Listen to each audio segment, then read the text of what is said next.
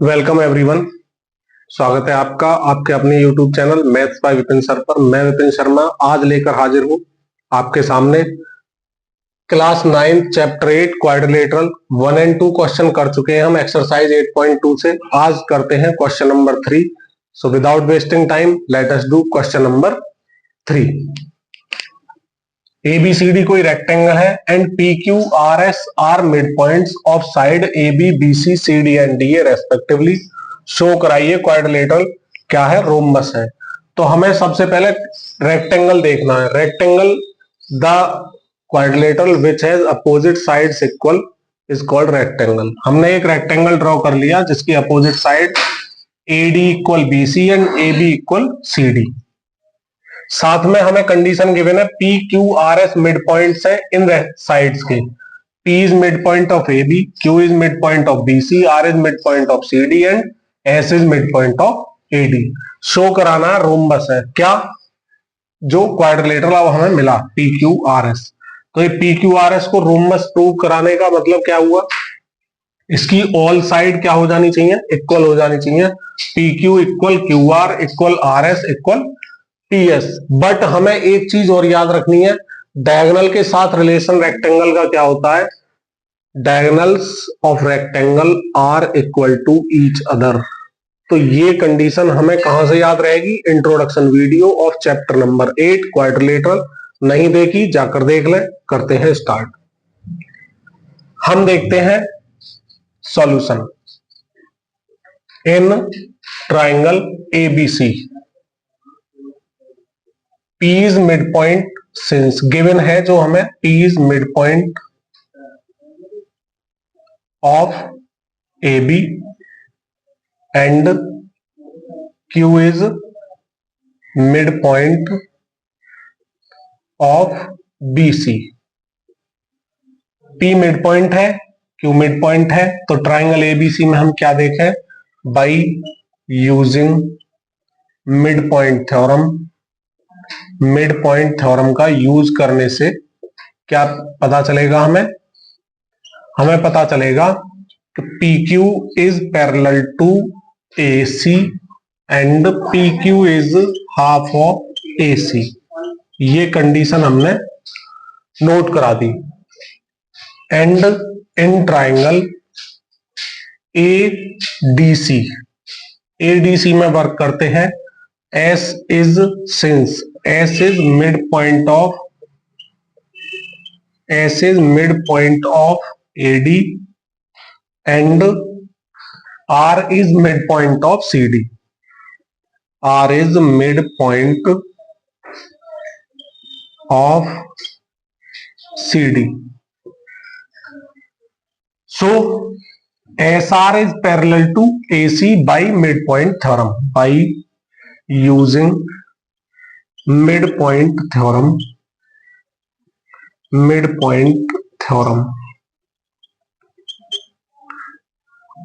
SR is parallel to AC and also SR is half of AC। from equation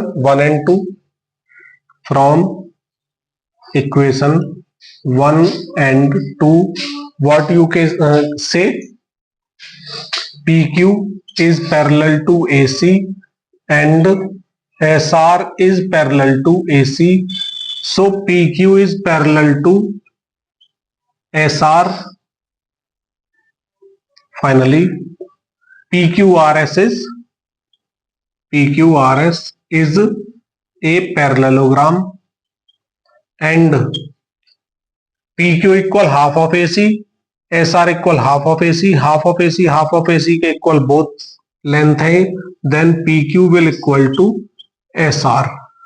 ये result हमने अपने पास अभी note करके रख लिया।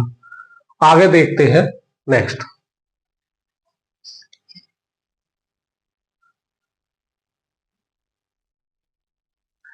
अभी हमने डायगोनल AC का यूज किया था, अब डायगोनल BD के लिए देखते हैं। ये BD डायगोनल कब यूज होगा, जब ट्राइंगल BCD में वर्क करेंगे। In triangle BCD Q is since Q is midpoint of Q is midpoint of BC and R is midpoint of CD. R is midpoint of CD by using midpoint theorem. midpoint theorem का use करेंगे तो क्या मिलेगा हमें मिलेगा QR is parallel to BD, also QR is half of BD. Okay, इतना देख चुके हम। आगे आते हैं। आगे क्या देखते हैं? सिमिलरली कर दें चाहो तो ये सारा प्रोसीजर इन ट्राइंगल ABD में वर्क करेंगे तो PS जो होगा वो पैरेलल हो जाएगा BD के एंड PS जो होगा वो हाफ ऑफ BD भी हो जाएगा। तो यहां देखें हम फाइनली 3 इक्वेशन एंड 4 इक्वेशन का यूज करके फ्रॉम इक्वेशन 3 एंड 4 क्या मिलेगा? हाफ ऑफ BD के equal QR, similarly PS is equal to half of BD। Finally QR is equal to PS and QR parallel to BD। तो क्या मिला हमें? QR is parallel to PS हो जाएगा, क्योंकि ये दोनों BD के पैरेलल हैं तो ये PS हो जाएगा। तो ये तो हम पहले ही कह चुके हैं कि PQRS क्या है? एक पैरेललोग्राम है। तो यहां भी चाहो तो कह सकते हैं PQRS is a parallelogram, but इससे आगे का काम क्या होगा? इससे आगे का वर्क ये होने वाला है कि AC और BD जो है रेक्टेंगल के डायगोनल है और ये इक्वल होते हैं एक दूसरे के। जब ये एक दूसरे के इक्वल होते हैं तो देखते हैं क्या होता है, इतना नोट करें।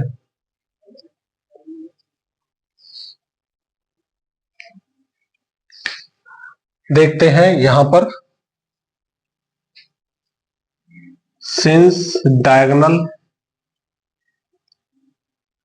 ऑफ ए रेक्टेंगल, क्योंकि हमने रेक्टेंगल ही तो लिया था, स्टार्टिंग से ही कह रहा है कि ABCD एक रेक्टेंगल है, तो diagonals of rectangle are equal to each other,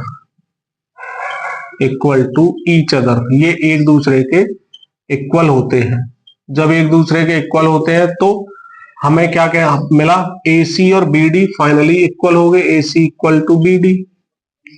अब यहां हमने देखा क्या QR और PS दोनों हाफ ऑफ BD थे, और जिससे हमें QR और PS इक्वल मिल गए। साथ में हमें AC का जब हमने यूज किया था तो PQ जो था हाफ ऑफ AC था और SR भी हाफ ऑफ AC था, तो PQ और SR भी इक्वल हो गए थे वहां से। जब AC और BD ही इक्वल हो गए तो फाइनली ये जो साइड होंगी PQ, AC का जो कंपैरिजन था किसके साथ था? PQ और SR के साथ, तो PQ equal to SR and BD का जो था, BD का भी फाइनल आया QR इक्वल PS। और अब हम ध्यान से देखें, जब हमारे पास में PQ इक्वल SR ये वाला और QR और PS ये सारे ही इक्वल हो गए, तो जब ऑल साइड इक्वल हो जाती हैं किसकी? पैरेललोग्राम की, तो वो क्या हो जाता है? रोमस हो जाता है। हमें यही प्रूव करना था। करते हैं, साथ में ये बाइसेक्ट भी करते हैं 90 डिग्री के साथ में, इसलिए ये रोमस हो जाएगा। हम कह सकते हैं 10 PQRS is a rhombus. I think आप समझ चुके होंगे। करते हैं नेक्स्ट क्वेश्चन।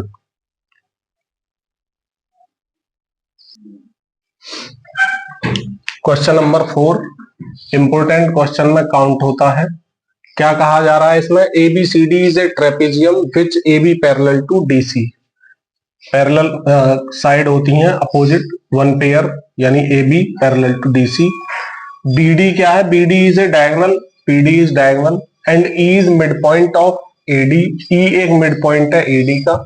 एक लाइन ड्रॉन थ्रो E के E से होते हुए एक लाइन क्या की हमने, ड्रॉ की पैरेलल टू AB, जो कि AB के पैरेलल जा रही है और क्या कर रही है, इंटरसेक्ट कर रही है BC को F पर कर रही है, ठीक है। शो कराइए कि F मिड पॉइंट होगा BC का, F is mid point of BC, ये प्रूव कराना है। तो BD डायगोनल का यूज करने से हमें एक ट्राइंगल मिल चुका है, क्या मिल चुका है, एक ट्राइंगल है ABD, in triangle ABD it is given that AB parallel to DC। इसी का यूज करते हुए इन्होंने क्या कहा है कि एक लाइन E से होते हुए जा रही है और F नाम के पॉइंट पर BC को इंटरसेक्ट कर रही है। इट मींस जब AB पैरेलल ये हो जाएगी EF और DC के भी पैरेलल है, तो हम चाहे तो AB पैरेलल टू EG भी तो कर सकते हैं, AB पैरेलल टू, चलो EF शो करा दो, और इसी को ही और करके दिखा सकते हैं कि AB जो होगा वो पैरेलल टू EG भी तो हो सकता है। AB parallel to EG given है, ABD ट्राइंगल में बात कर रहे हैं हम, it is given to us and E is mid point, E is mid point of AD। कहा जा रहा है E मिड पॉइंट है AD का, तो हमें टू थिंग्स पता है, E मिड पॉइंट हो गया AD का और EG पैरेलल हो गई AB के। तो हमने मिड पॉइंट थ्योरम का कन्वर्स स्टडी किया था। अगर ऐसा होता है कि वन पॉइंट जो गिवन हो वो मिड पॉइंट हो एक साइड के, और जो मिड पॉइंट है वो आगे हमने अगर पैरेलल दे दिया कि EG पैरेलल टू AB है, तो क्या होगा, कन्वर्स मिड पॉइंट थ्योरम का ये कहता है कि ये जो सेकंड लाइन पर जो पॉइंट मिलेगा G, it will also bisect BD, it means G is midpoint of BD by using converse of midpoint theorem। midpoint theorem का कन्वर्स करा ले हम तो क्या मिलेगा, G is midpoint, G is midpoint of किसका, BD का। इतना काम कर चुके हैं। एंड नाउ इन ट्राइंगल, अब एक ट्राइंगल हमारे पास में BCD है, अब इस BCD में चल रहे हैं हम। BCD में G is mid point of BD, ये हमें G is mid point of BD, it is given to us या proved in above, proved above. अभी ऊपर ही इसे हम प्रूव कर चुके हैं, तो फर्स्ट हमने प्रूव एबव से ले लिया। Second, since AB parallel to DC है जो कि हमारे पास गिवन है, और AB पैरेलल टू EG आ चुका था, AB पैरेलल टू EG या GF या EF, तो फाइनली हम क्या कह सकते हैं, हम कह सकते हैं कि ये GF जो होगा ये DC के भी पैरेलल होगा। GF is parallel to DC, it is given. Okay, तो गिवन से हमने ये ले लिया। दो बातें पता हो गई ट्राइंगल BCD में। फर्स्ट, G मिड पॉइंट है BD का। सेकंड, GF मिड पॉइंट है DC का।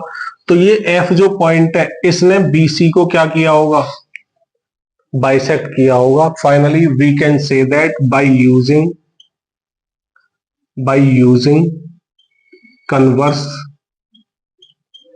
Of mid point theorem, mid point, चलो शॉर्ट में लिखे दे रहा हूं मैं, थ्योरम आप फुल लिख लेंगे।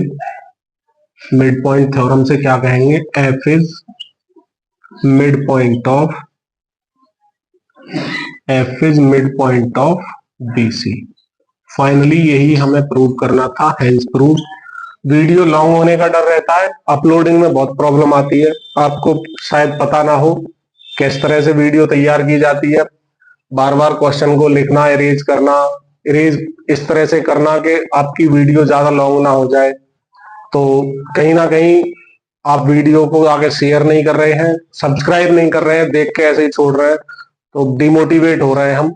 तो हमारे डिमोटिवेशन को दूर करना आपके हाथ में है। अगर आपको वीडियो पसंद आती है, देखते हैं, तो लाइक कर दिया करें, चैनल को सब्सक्राइब कर लिया करें, जिससे कि आने वाले टाइम में सारी वीडियो आप तक पहुंचती रहे। शेयर भी कर दें ज्यादा से ज्यादा, जहां तक भी आपकी पहुंच हो। मिलते हैं नेक्स्ट वीडियो में क्वेश्चन नंबर 4 के जस्ट आफ्टर इट मीन्स 5 से। इसी के साथ जय हिंद, जय भारत, वंदे मातरम। स्वस्थ रहें, मस्त रहें।